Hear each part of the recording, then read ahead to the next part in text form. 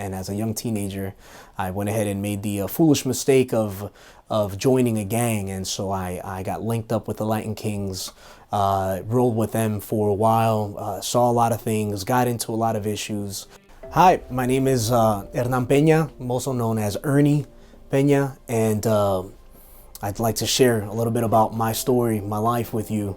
I was raised in Queens, New York, originally from Queens, raised by a single mother, and raised in the projects there in Queens, New York. And at a very young age, I wasn't raised in church. I was raised in the streets, essentially, you know, and my mother did the best that she could, God bless her heart, you know, but the streets kept drawing me. And as a young teenager, I went ahead and made the foolish mistake of joining a gang. And so I got linked up with the Latin Kings, rolled with them for a while, saw a lot of things, got into a lot of issues, got into a lot of things, and got to a point where the reason why I joined was because I was looking for something to fill my heart, to fill my life, you know, a brotherhood, as you could say, maybe even look for a role model. And so although my older brother was in the picture, he wasn't living there because he had joined the military. It had taken him away, you know. And so I kind of gave myself to these men, to these streets, to these young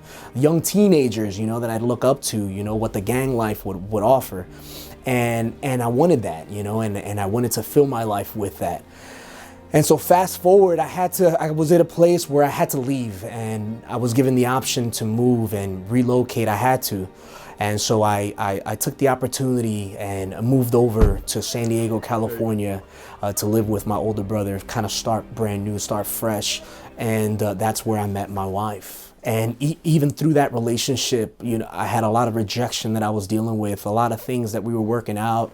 And as young teenagers, got married at a very young age, had my daughter at a very young age. And so I found myself still not feeling, although I was married, I had the relationship, I had the brand new family, that I was still giving myself to different vices, to different things to try to fill something in my life. And so then I looked for a higher calling, and I joined the United States Navy, you know, to serve my country proudly, especially after 9/11. That struck a chord with me. My older brother was in the Marine Corps, and so I joined the Navy, and I tried to do what I could there. And I quickly found out that that was another thing that I just tried to fill my life with. And it just left me ultimately empty.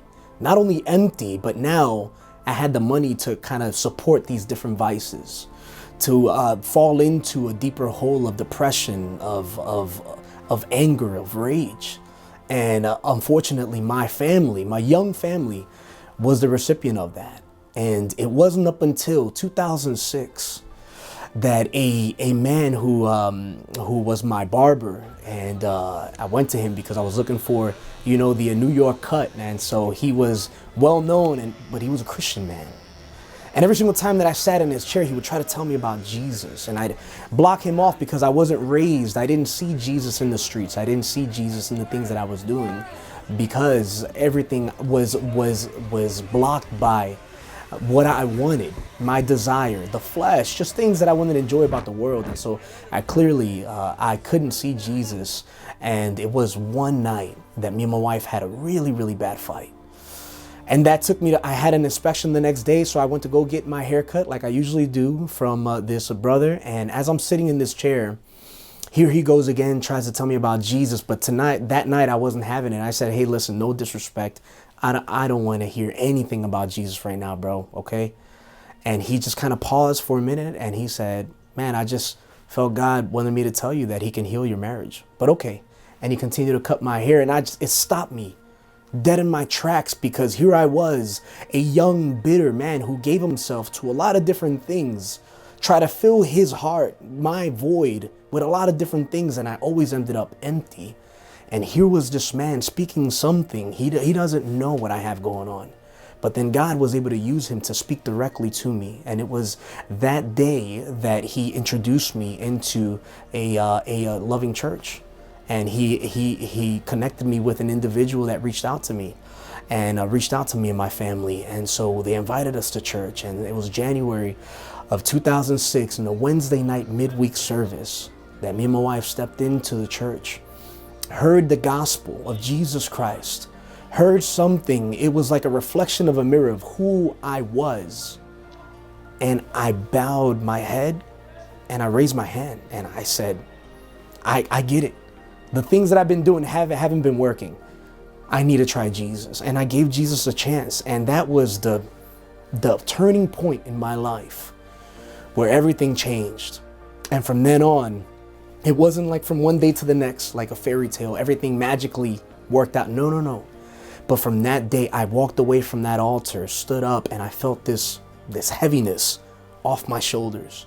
And a new relationship happened. Something new happened in my life. And that was a long time ago. And I never knew that I could experience that.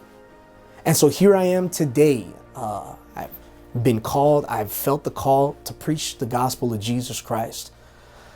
Served my time in the Navy, got out, stepped out in faith.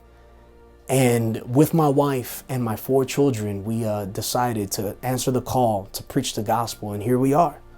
And all I'm looking for is for God to do that same transformation that he did in my life in other people's lives.